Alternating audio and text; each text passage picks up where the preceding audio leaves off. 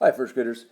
For this week's weekly review, we are doing the day 17 page, and this will be uploaded to Schoology by Thursday at noon.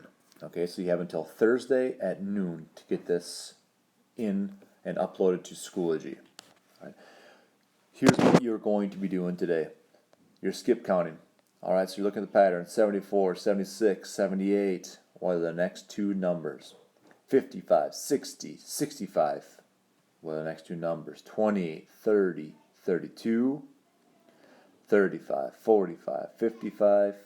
Figure out the next two numbers for each of those. Then over here for the addition, you can write 3 addition problems that equal 15. Here we look at the verb tense. Write the correct verb to finish each sentence. We blank cookies today. We bake cookies today. We baked cookies today. Or we baking cookies today.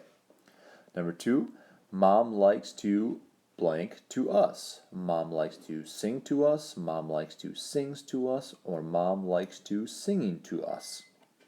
Then we have blends. Write the beginning blend for pretzel.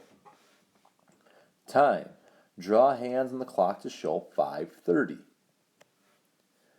Prefixes. Write the word that means do not like. My brother and I blank peas.